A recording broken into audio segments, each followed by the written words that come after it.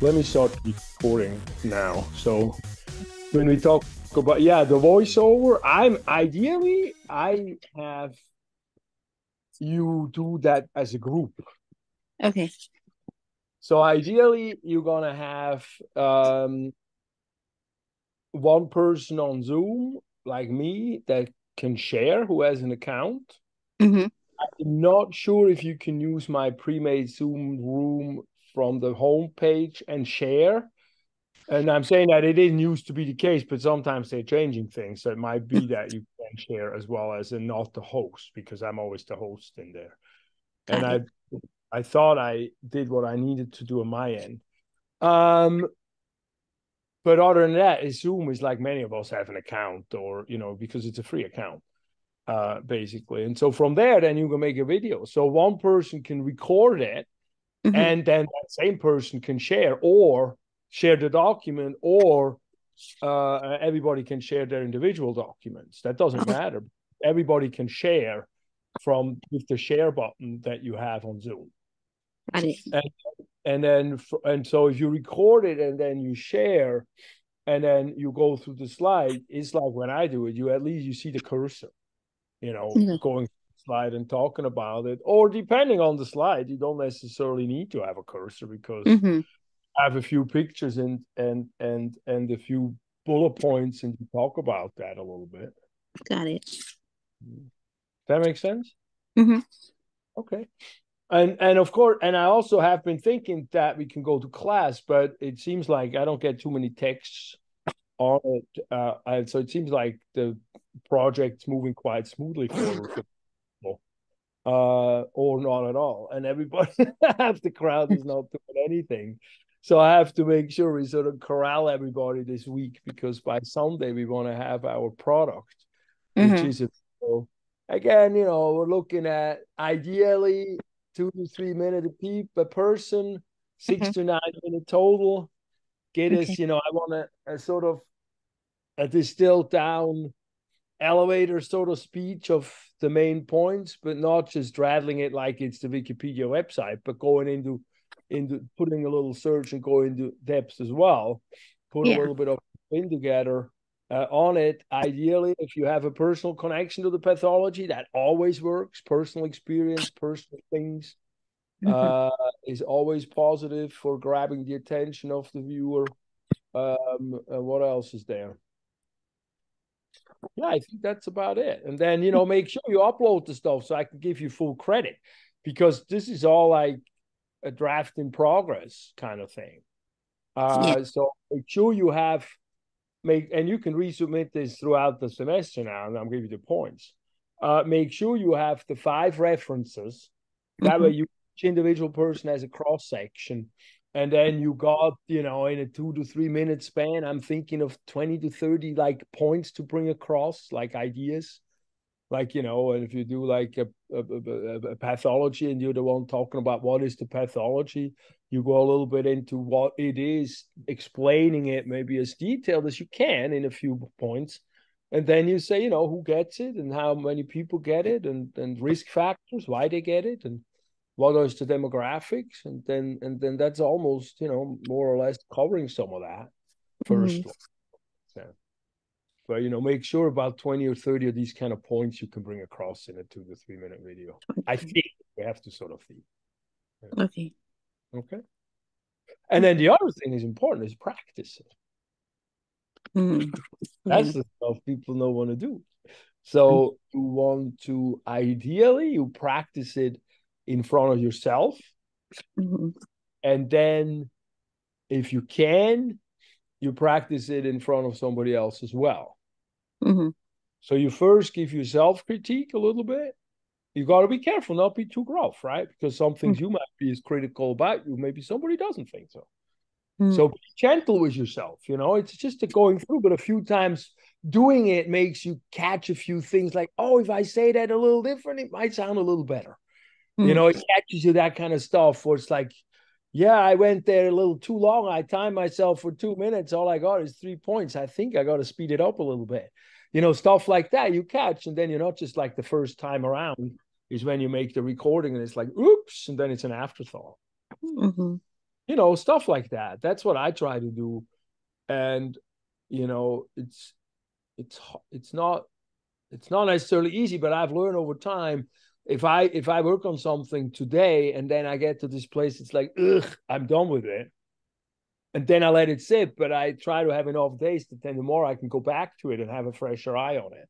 Mm-hmm. Start some of that process now. Did you probably have the presentation mostly in a process where you want to start talking about it, and the next few days you do sort of that refining, and then you start doing a video towards the end of the week with your group, and then Sunday we have an upload, and then next week we'll start discussing it. We can watch each other's and say like, hey, that was cool. I really learned something here. Or most likely that's the case. And then I also want us to be a little critiquing each other. It's like, hey, like for mine, it would be like, maybe you could finish your sentences before you start a new sentence. That might be helpful. Or I speak fast, or enunciation. I'm not that clear sometimes. So those are the things I'm working on. For example, we all got some of these quirks that we get. And it's important that we are in forums that are sort of a trusting environment that we can be nicely critiquing each other and not just, that we don't need that, Yeah. But we also need some of that because we want to get better at what we're doing. All right. Is that making some sense? Or yeah, it is. See who somebody else showed up here. Hey, Vinny. Hello. Yes, I'm here. Any questions about the pathology thing? No, not really. Okay. So it's moving smoothly? It's okay. It's moving? It's moving, yeah. Well, so that's good. We just sort of outlined with Wendy kind of what this week sort of looks like, kind of getting into making the video presentation thing. Do you have any questions? Or I see Merritt too. Do you have any question as well about where we're at with the pathology project?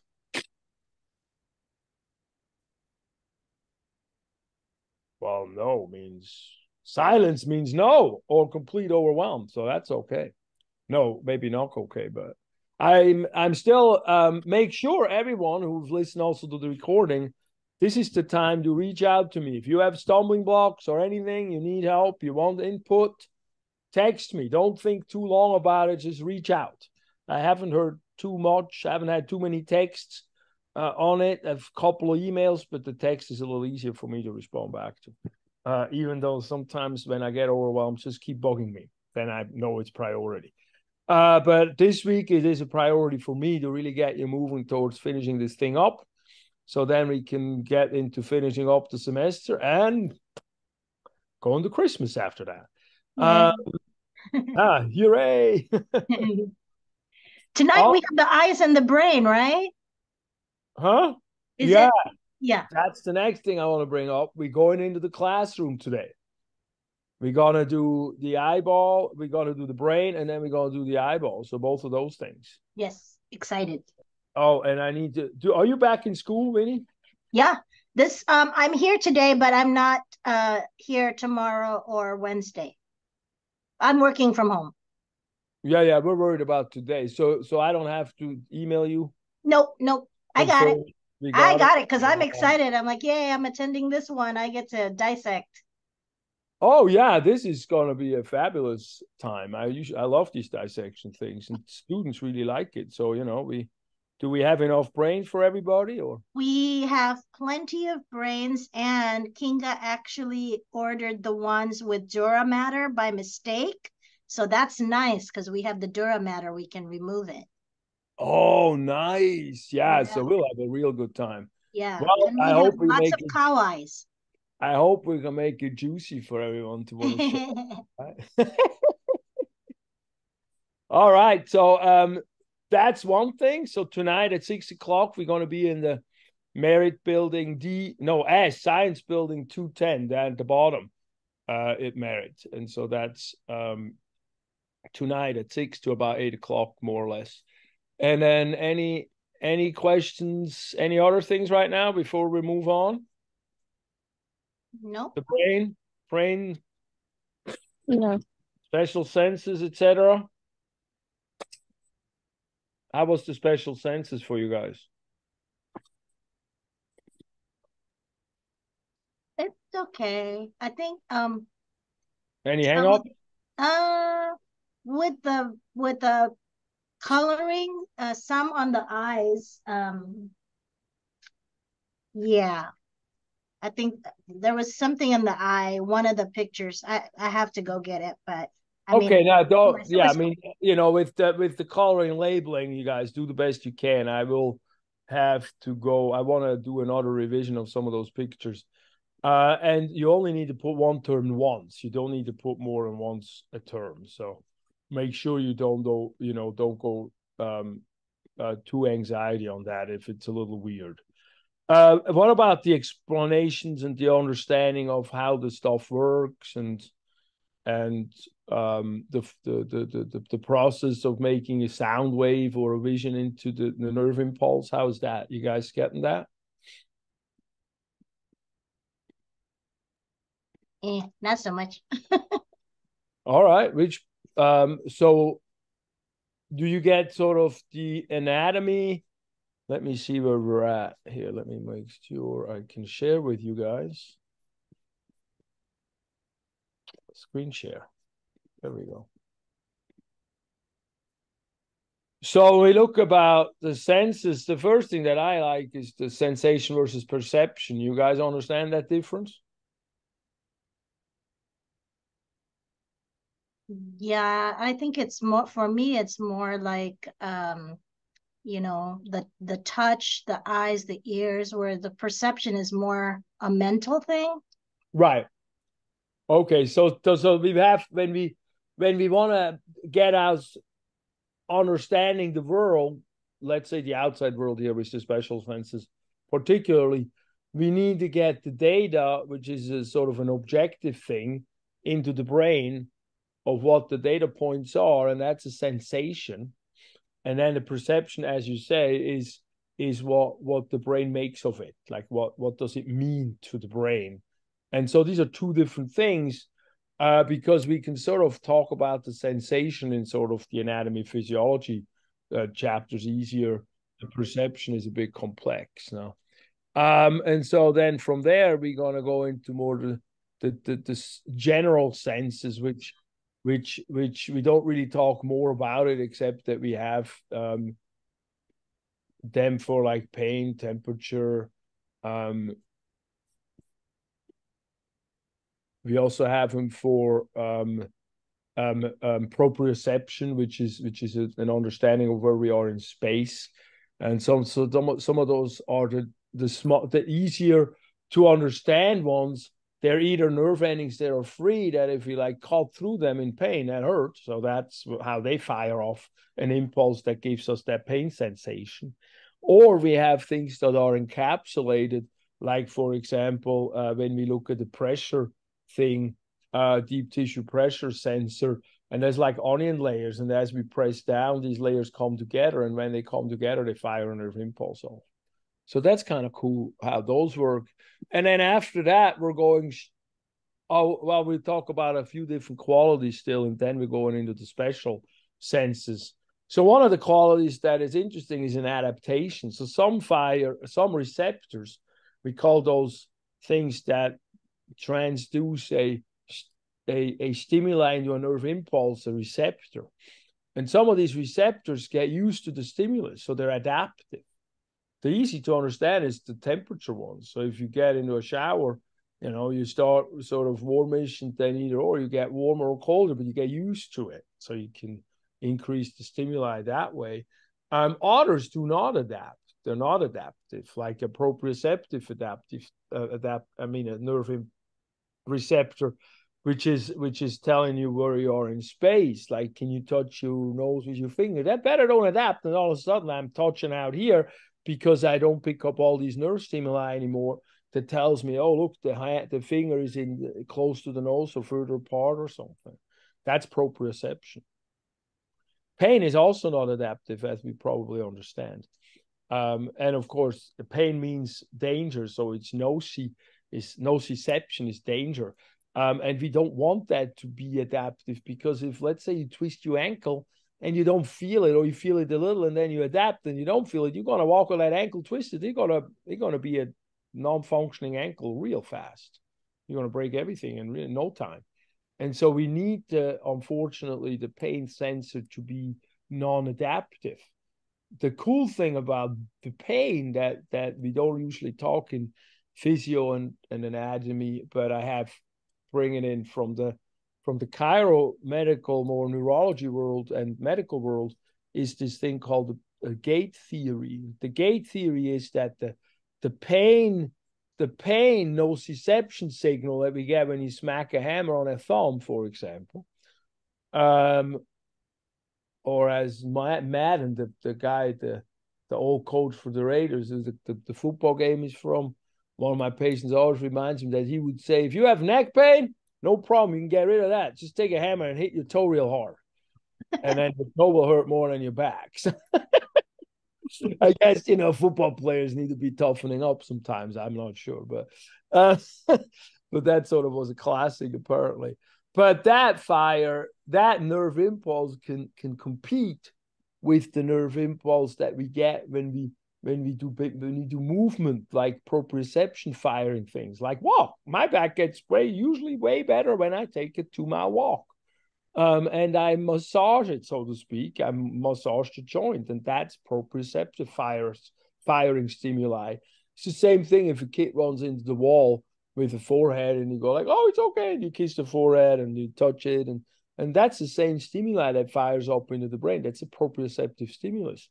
And what that does, it competes with the pain stimulus, and it sort of shuts the door for the pain to go into the spinal cord. This is at the level of the spinal cord. Somehow there is a competition going on. And if you have more proprioceptive stimuli going into the spinal cord, the door is shut for the pain stimuli to go in as well. So that's the explanation why it helps arthritic pain, for example, to be moving and be active and not be passive and sitting around, because the pain gets worse when you're sitting around. It doesn't get better. Even though our brain might think like, oh, I can't move, it's too painful. It's like, ugh. But most of the time, once we do it, it gets easier. So that's the physiological reason why that's the case. And I better make sure you all know that real well, because I know I can't help a patient in the office that is what we call it catastrophizing is one word, making everything worse than it is. You can't help a patient that's catastrophizing, unfortunately. And the other thing you can't help a patient really with is the fear avoidance belief, which is a measuring of, which we can measure with questionnaires, but it's like the fear of doing something again because the last time you did it, it hurt you. And like if that's going down and picking up a pencil and then shoots in your back, and that tells you can't do that movement anymore, I can't help you, because that doesn't help the physiology to get better. And one of the reasons why we have to get through that pain is this kind of stuff here, or how we can get through the kind of pain is this sort of stuff here, with the gate theory. So that's kind of cool to understand that. Another thing that I like to point out is the 2-point discrimination test. It's the receptive field. Is how much of an area does a receptor pick up? One receptor. So how large is that field that this receptor picks up? Is it really small, like in a hand, or is it really far apart, like in a back? And that's a resolution question. And we can poke 2 points, and if we poke them far enough, you feel like that there is 2 points, and if you get closer, you think there's 1 point, especially in the back. You have them quite far apart, and then that tells you how large the visual field, the receptive field of one nerve is, of one receptor is. So that's kind of cool just to understand that. What's important here is the distribution is not the same everywhere. So it's like it goes back together with the brain homunculus that we talked about. Like the hands are huge, the lips are huge. That is determined by how many of these nerve fibers, receptors you have. And then that in the brain determines how much space is taken up by this post-central gyrus, right, on behind the central, bone thing here in the brain on the parietal lobe. So that's kind of cool to understand that connection. That makes sense? Yeah. Good. Now we're getting into the more nitty-gritty stuff of vision. So where is the stuckness on vision? Is it here where we're talking about the anatomy and then the lensy stuff, this stuff? Or is it more in the physiology? No, it's the anatomy. So, the superior oblique that hooks, could you just explain where and how it wraps around? Yes. So the superior oblique is on top of the eyeball, on the top towards the outside of the midline, maybe I should say. It's attached there, and then it reaches towards the nose. And in the area of the nose, it's got a pulley, and it goes through that pulley, and then it goes back to the ring at the back, wherever that, what is that called again? The tendinous ring near the optic canal in the back. So when it contracts, it pulls this way. And then it also, the way it pulls it down. So it pulls it out and down. It's hard to visualize. Yeah, I'm like trying to figure out how no, it's hard. The visualization is hard because you don't really exactly know where the axis of rotation is and everything, right? So it's got the way, and so that's why I'm saying in the video, this one is just one you might have to memorize. Okay. It's one I don't see that one like I do the inferior oblique. Yeah, the inferior is easier to understand. It's easy. Yeah, and so then you just say it's the opposite. Okay. Instead of up, it goes down. Down. It's like, the inferior goes up. That's weird. But there it is, right there. This is the one I just say like, oh, okay, this is the one. It's weird. It's like opposite. The inferior goes up. How is that? And so then I just leave it alone. Okay. And if I really think, but it is a factor of where do you point the center of where the whole thing rotates around? And then the other question is, is the stability of all the other muscles doing? It gets complicated. That's why I realized at some point, I just can't visualize this one. Yep. I know, but there's a few of those. Maybe if I get enlightened, I'll let you know. Okay. Yeah, because I couldn't get that one, and I'm like, okay, this is confusing. Yeah, no, that's why it's like a few of those concepts. When we get to the kidney, we have another one that's a little bit harsh with the salt water movement around membranes. At some point, you just gotta kind of accept a few things we cannot understand fully. Okay. And then later on, they'll come back and we'll understand them better. Believe me, I had a lot of those in chiropractic school. And in all of medicine. Some of the weirdest techniques I do that I think are weird, but they help, the athletes. So you end up doing them. They're like, I can't really understand all these acupuncture points, but it works. So I got to do it. It's kind of in that realm a little bit. Okay. So don't feel bad. All right. Yep. Anything else on that? How about the seeing stuff? The chemical changes, and then we have a nerve impulse. Was that all right to get? I have to go through that one again. Okay. But basically the physiology of seeing, when you really look at what the light ray who penetrates all of this eyeball stuff, when it hits the receptor, what happens? And what happens is, to my best understanding so far, we have a molecule changes shape. It goes from straight to bent, or from bent to straight, I forget actually. And then that sends off an impulse to fire and make a nerve impulse out of that. And everything else is like reorganization of the impulses, and then at some point it goes out of the eyeball into the optic nerve to the occipital lobe, and we see. And that's kind of cool. But, you know, when you look at, make sure when you look at understanding that, especially if you watch the video and it's like, what the heck are they talking about? Make sure you go to the test review in the back. So you don't overdo it. Where's my test review? Hold on. I guess it's here. Modules. Can you see my modules coming up? Yeah. All right, it's a little slow. Lots of computing, and I don't have my green screen up. So at the bottom here, somewhere at the bottom, if you get to the bottom, this is our test. Oh, I forget about those. This is the test review. Oh, good. I'm glad we're talking about it.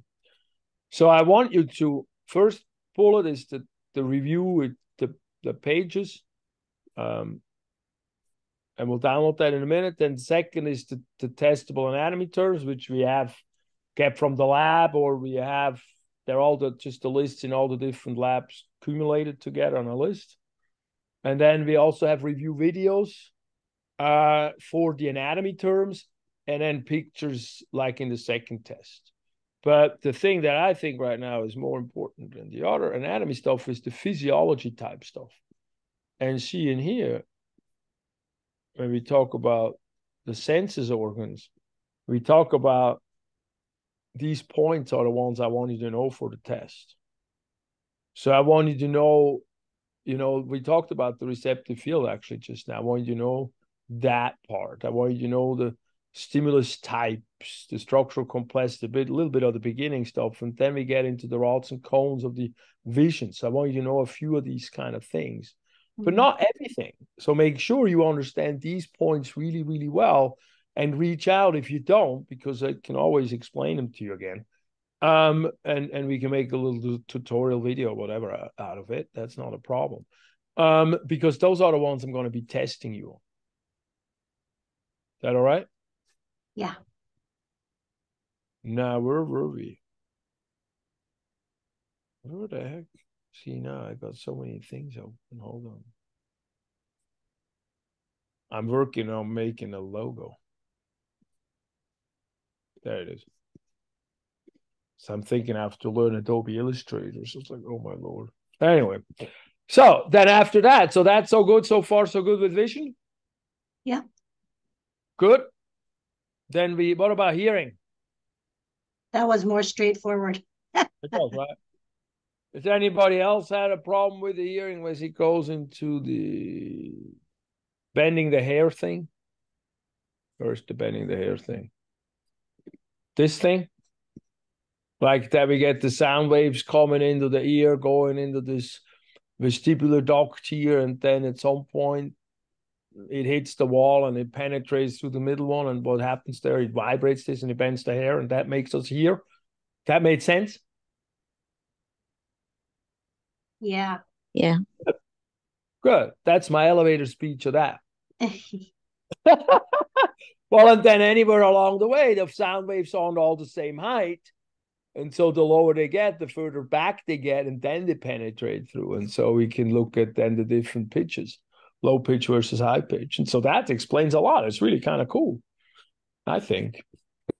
And then the balance works the same way, which is also kind of interesting. It's just the bending of hair that sends the nerve impulse. Here we just have some little heavier material sitting on these hairs that is moving slower than liquid moves. And so when we turn, it stays behind, and that staying behind moves the hair, and that fires off the impulse.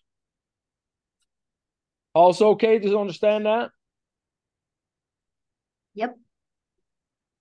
And then you got spinning the chair thing, how at some point this movement thing, it catches up, and then it gets straight again, and you don't think like you're spinning, but then when you stop, then it starts spinning again, because then it stays behind again. So that's kind of the fun thing about that child's game, you know. Don't do it if you can't fall down where you're standing. It's not that, can be dangerous. And then last but not least, here we did the smell and the taste. How about that?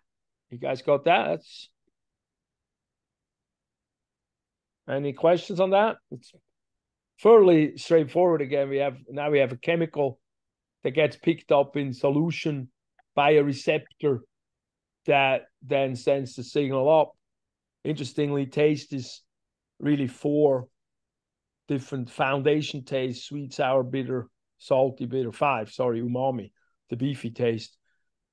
And then that sort of gives us the foundation of, what a food is like. And then most other things we actually get through smelling. So 80% of taste is smell. And so that's kind of interesting. And smelling is the same thing. It's just now the chemicals are not in liquid, they're more in vapor. And then that gets picked up because that's airborne. So then that gets picked up by up in the upper nose. We have these sense receptors that come down through the cribriform plate here. And then they pick up these chemicals according whatever their receptor is shaped at. So that's like you got a whole bunch of different receptors because it's a shape question here now. The sound wave and the movement is a hair bending question. Here it's a molecule shape fitting into a receptor sort of, thing, key, lock and key type thing, like the enzymes work like that. And so then when that stimulates the nerve, the individual nerve, whatever shape it is for, rose or poop or anything in between, smell. But then it goes to the cribriform plate and does a little rearranging. And at some point, then it goes underneath the brain, which we'll see tonight. And it goes into the straight with bypassing the thalamus, which all the others don't bypass, goes into the limbic system, and we have an emotional connection to what we smell. And that's why it's very different if you smell a rose garden or if you smell some, nasty downtown of something. So that's kind of cool. Is that straightforward enough, or you want to talk more about that? Anyone? That's fine. Okay. And the spinal cord, there's cables, right? That's the spinal cord is the naming, but I don't think I do too much spinal cord stuff that you really need to remember. It's more about the understanding. You okay with leaving that alone, or you want to go through that? No. Look at that. I don't even have much here. Yeah, because I have a few anatomy structures. So the spinal cord is mostly anatomy based. And then from there we get to the respiratory system. So that's a little bit further into digestive systems. And we're gonna have those this week, I think, right? Is that correct? Let's see. This week is respiratory system, digestive system. Okay. So if we look at those maybe briefly, when we look at what those highlights are, there is basically the respiratory system is mostly picking up the oxygen. So we will talk about that as its main function. It's got a little bit other functions with helping the blood acidity. We can breathe out acidity stuff. You see that in diabetic ketoacidosis, for example, if you're in the medical field, that we can sort of smell a fruity breath, and that indicates that somebody has a little bit of a problem and needs attention. And then when we get into talking about the respiratory system itself, we talk about what brings air, which carries oxygen, which is the main reason why we have these lungs, is to pick up oxygen and then bring the oxygen to the blood, into the blood, and from there brings it to the cell, and from there we can make ATP out of using that oxygen in the binding of the hydrogen ion sort of thing. So that's how that goes down that ladder. But the first part of the lungs, of the respiratory, is the nose, and then how we aerate the lungs here, the pharynx, the larynx, and going down into the lung area. We talk about the sinuses a little bit in there as well. We talk about the fact in there that these rings in the lower part here in the larynx have cartilage around them, that they stay open when we breathe because air can't push them open. It will be suctioned together. And you can equate it sort of like if you have a hose bringing air from your dryer out, it usually has a wire around it that it doesn't collapse because it's not strong enough that it pushes it open. That's sort of an equivalent of that. And interestingly, interestingly, here we go. those rings of these cartilage that keep it open are open in the back. They're not close to the esophagus, which we're going to do next chapter also a little bit right now, brings food down from the mouth into the stomach in that tube, the esophagus tube. So we have a little bit of nomenclature stuff going on. The other thing that's interesting that happens in the lung area is actually the voice creation. So we talked briefly about that. And then from there, once we get into the lungs, we into both sides, we have two lungs. We talk about the lungs themselves, the lobes, and the sections in between the lungs. They have different names. We also go more segmental even. We don't really go deeper into that, but it's interesting to know because that means these are sort of independent units that if we have a pathology, we can see, hey, can we just take this one out? Did it spread to the other one, etc. So that's where that becomes interesting. So for us, it's just knowing that that's the way we do this stuff in the lungs. Another piece that's interesting in the lungs is to finish up the anatomy. Once we bring the air into the lungs, deep inside the lungs, we have these little air sacs. They look like grapes on a stem, and they're very, very thinly membraned. We're going now to squamous epithelial level thin, one layer, like really thin. Skin is many layers. Now is one layer, so you cannot touch that. It breaks, kind of thin. And in there, what we actually have, we have blood vessels cling around these alveoli, they're called. And then the air, the oxygen penetrates straight through it. It's a diffusion question. And a diffusion, when we say diffusion, we say we're talking about concentration gradient discussion. So when you look here, this is the alveolus here. This is the air area, and then this is the blood vessel area. We'll see that when we look at how much oxygen we have in the beginning of an alveoli, which is measured in millimeters of mercury, it's 40. We don't need to worry about the millimeters of mercury, but it's 40. And then I'm going to look at here, it's 104 at the end. So when we then look at the alveoli, we have the oxygen concentration at 104. So as the blood goes by the alveoli, that difference between 104 and 40 makes such an incredible gradient that all the oxygen wants to come in automatically, passively, and fill up. And by the end of going by the alveoli, we have it penetrated with 104 millimeters of mercury as well, same as in the alveoli. So that's sort of like the short of the whole thing, kind of how that works in there. Is that a little too fast, or is that sort of sensible?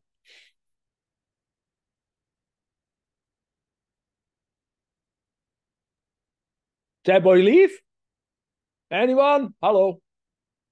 I'll have to go over it, but I think the overview is the gist of it. You got? Yeah. All right, that's most important in this, because then you go through it, and what I just want with the overview is to give you a bigger picture, really.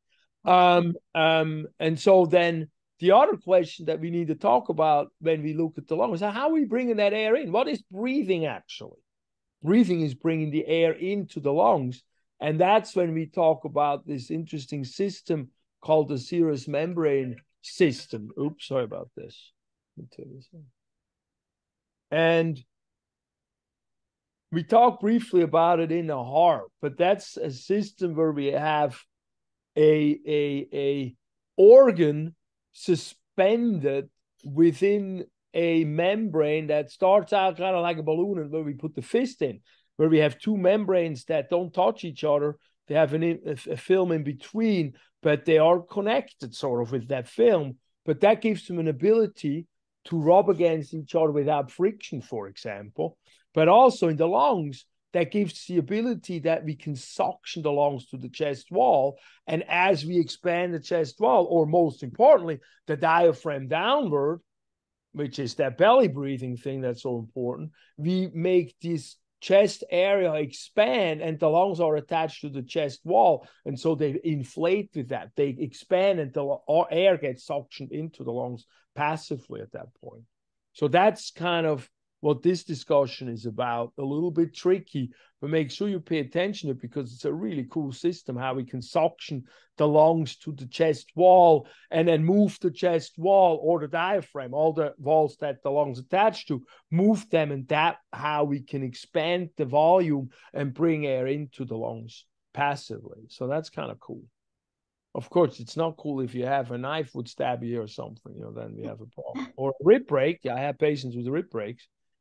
And that's pretty much it on the lungs, I think, in terms of the most important part of that. Yeah, I think that's pretty cool. And then the digestive system, I got to download that real quick. I've been a little slow on that. Let me find out. Then we're done with that. The digestive system is also, from our perspective, much more straightforward than we had the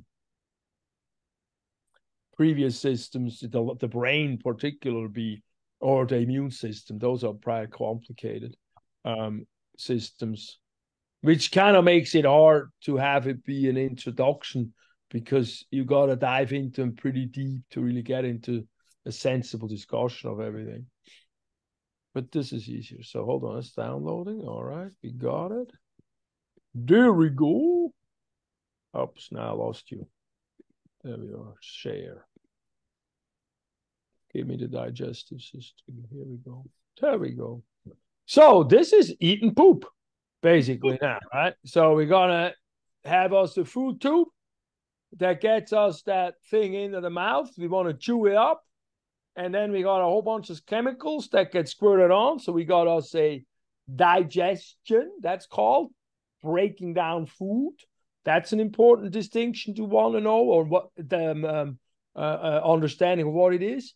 And we can break it down by chewing mechanically, or by squirting, like the dog does, or by squirting chemicals onto the food, and then enzymes split bonds between molecules and make these long food particles smaller and smaller and smaller, more so than chewing can do, by then that make them small enough that later on, when we get to parts of the digestive tract, somewhere down in here, where the tube becomes a tube like that, we can then absorb those small little molecules into the bloodstream, and then we can use it, the body can use it to do stuff with.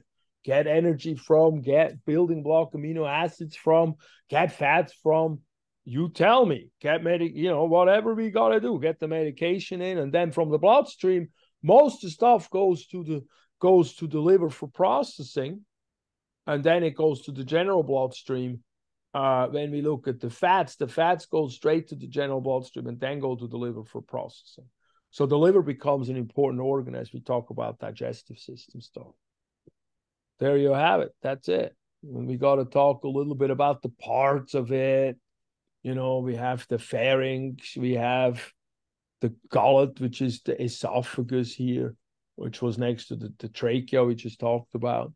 And then we talk about swallowing, how that works, because that's kind of an interesting thing. Have you ever thought about it? Probably not. I haven't. Till I learned it. You swallow, it's conscious, and all of a sudden, it's there, and it goes down automatically, and you can't do anything about it. So it's involuntary. So it's a combination of things. So we talk a little bit about that. And then, then we got to talk a little bit about choking, because if the food goes into the windpipe, that trachea, which is right next to it, the one with the rings around it, to keep it open, it's going to get stuck in there and we can't breathe anymore. So we got to get that food piece out. When we talk about the respiration, we talk about the parts that help us keep the food out of that windpipe, the trachea. So that's kind of interesting about that. This is just about the anatomy of the different layers of the food pipe. And then we got to talk about how to get the food through. When you look at this food pipe, I don't know how long it is, I forget, but it is long. Where are we here? Small intestine. Come on, give me the small intestine. It's like a long pipe. I don't even have a full picture of it. That's weird. Well, this is probably as good as we get. So we get from the gullet, we get to the stomach. the stomach helps us break everything down more, but the stomach really is acidic. So all these bonds in the protein break. And so that's really helpful for that. And so that's a pretty big organ. And then from there, it gets into what's known as the duodenum first, which is where we get a lot of digestion happen, more breakdown happening. And then from there, we go into the small intestine. Look at how long that small intestine is. That's a long, long, long, long tube. And we mostly, in the first part, digest or absorb. Now we're talking absorption, not digestion anymore. Absorb the food particles. And then as we get to the latter part, we absorb more and more liquid and water stuff. And then from the small intestine, we get to the bowel, the large intestine, the colon, which feeds around. And then from there, we get back into the outside world. Colon is very important too. We have a lot of bacteria in the colon that digest a lot of stuff for us and then puts it in the blood. And then their products that they digest, we can benefit from. So it's important to have good bacteria in the colon. That's your, antibiotic problem and the prebiotic discussion, if we want to go in that discussion. And we got a bunch of anatomy terms that you guys can learn as you go through it. And we talk about a little bit more how the food gets into the system and then how the blood from the stomach first goes to the liver for processing. And the gut, obviously, not the whole intestinal system goes to the liver for processing. So that's this picture. They call that the hepatic portal vein because hepatic is liver and portal, is a big port, and the vein is the veins are all the vessels that come away from the organs back towards the heart because we have a different structure of these vessels. They're not hydrostatically, they don't need to be exposed to the hydrostatic pressure of the heart pumping. And so that's why, they're really called veins then. Most of them are deoxygenated, so that we have them in blue. That's indicating of the oxygenation. So anyway, that's that part of it. And then another thing that's really cool about the digestive system is also the immune system. A lot of crap comes through the gut. And so the immune system is heavily involved in the digestive system, or represented, I should say, in the digestive system. Look at that. 70 to 80% of all antibody producing cells are actually in these areas in here. So that's very, very important to understand. And then these Peyer's patches, as they call them, are these dome-shaped things. They help already learn what the immune system, recognize the different pathogens and the different antigens on the pathogens to then attack them right away in a secondary approach or in a learned response. So this is pretty cool stuff. We're touching on it a little bit, not too heavy. And that's about it for that chapter, I think. Well, we have a few organs that are ancillary, well, not ancillary, they're helping organs. The pancreas is important. We know the pancreas from the endocrine system, the blood sugar regulation stuff, glucagon and insulin, but also the pancreas makes a lot of these enzymes that digest the food particles chemically. So that's very important. And also it has it counteracts what the stomach acidity does with it. That sort of juice is very alkaline. And so it does that work as well. And then the other thing is the liver. The liver is very important, biggest, largest gland we have in the body. Help your liver as much as you can, because one of the things that our world does, and this is not just drinking and smoking and too much sugar, because that also creates fatty liver, too much fructose, which is the sweet tasty thing in sugar. So we have a lot of the stuff that the liver needs to deal with. And so it's important to eat things that are yummy and help us with the liver. So I like cabbage, honestly, or carrots and beets. Grapefruit is good. Broccoli. I can handle most of those things. Pick the ones you like and just, be nice to your body. So the liver is one of those we can never be nice enough to, because it helps us so much. And we'll talk a little bit about the anatomy of it and then how it looks on the inside. It's kind of cool how it looks. It's got these lobules and it's got these veins coming in from the outside, bringing the food rich blood, and then it moves through those through those what is lobules and gets processed, and then it dumps it into a central vein. So it's kind of cool. It's basically an assembly chain line of processing that we're doing here. And then from there, we briefly talk about the gallbladder. And the gallbladder is important because it holds bile, and bile is important for us to process fats. Because fats in liquid clump together. You see that when you make an olive oil and vinegar dressing, got to shake it pretty hard so it stays separated, and the bile helps with that. And so that's kind of an interesting discussion. It's like soap, it binds around. It has one side that's hydrophobic, that likes the oil, and has one side that's liking the water side, hydrophilic. So it's kind of like a cell membrane thing. And then it makes these little small globules or little small droplets of fat that then can be processed. So that's kind of cool. Ooh, there goes my doggy. And then that's it. The rest is just an overview of a little bit more to process. You got the gist of that. So that's all we're going to worry about this week in terms of material. I mean, there's plenty of material, but it's not that complicated, I think. I hope, huh? That's it, I think. And what is the next? Finishing up is my safari here. Let me get to that to get us. God, I got so much stuff open. It's probably this one. No, I don't need printer preferences. Sheesh. I need this week. What is this week bringing us? Turkey. Oh, that's right. I totally forget about that. See, weird stuff in here. I can't even handle it. Yeah, are you guys going away? Are you staying, or what are you doing? Staying local. Staying local. Oh, that's good. Well, that's probably nice. Good that it's not the hardest week. I know it's hard that the video comes right at the same thing, but at least we're doing it on Zoom. Although, if you ready want to do it tonight, we could do it tonight. Oh. So let's see. If you want, we could do it tonight. We will. We have this done. We have this done. That's a special census. And so now we're in 14. And 14 gives us not too much extra. Oh, yes. Look, we're starting with the food journaling. I totally spaced that out. This is our last health kit.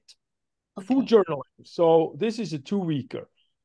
So you can start next week, because it's probably not a good idea to start in Turkey week. But what I want you to do, I don't want you to count calories, because we could do that in a nutrition class. That's fine. But what I want us to do, I do it too. I want us to write down 5 days of what we eat. Like, what is it? How much? Eyeball it. Now, we're not going with the food label counting. Don't worry about that. What time we're eating it, where we're eating it, with whom we're eating it, what we're doing when we're eating it, and how we're feeling when we're eating it. And I want us to get that sort of journaled. And you can write it. You don't have to make a chart. You can write it out too. But I want us to sort of reflect on those parts, because food and emotions are very, very close related. And it's also very close related of how our digestive system works, of how we are feeling. Like if we're angry and we're eating, or stressed out and we're eating, driving, it's just not going to absorb the food as well, our system, because our system cannot be completely in a parasympathetic and in a sympathetic mode. And it needs to be fairly well in a parasympathetic mode, ideally, to absorb food well. And if it's too much sympathetic, and if you're driving, you're in sympathetic. If you're pissed off at something, you're in sympathetic. If you're depressed, you're kind of in sympathetic. So we have to sort of balance it out. And I want us to pay attention to that a little bit for a week by asking these kind of questions. A week meaning 5 days. Does that make sense?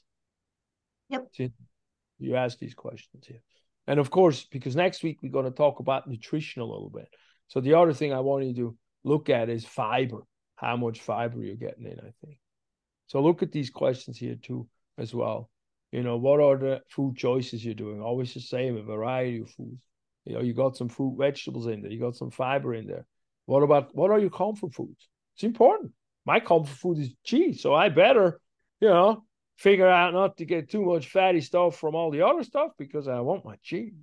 And it's important to have the comfort food and not completely deny us having those. It's important not to go overboard, but that's a balancing act, you know. To deny diet never worked, at least not with me. I don't know. You could tell me if you know different, but not with me. And then the water is the other thing. Often we felt that often in the beginning of the class or the semester. The ones who did the water, if we drink water, we actually snack less. And also, you know, the food, the system needs some water to function enzymatically as well. And then what about? Oh, and then what did you learn about the whole thing? Then at the end, you just upload a picture of your thing.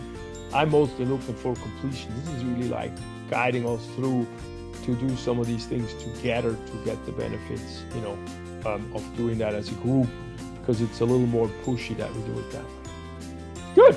I think that's it. Oh, and the gratitude journal, I'm finished grading those, and that looking good. And then just have a little discussion with each other, and then we're done with that stuff. And I think that's it.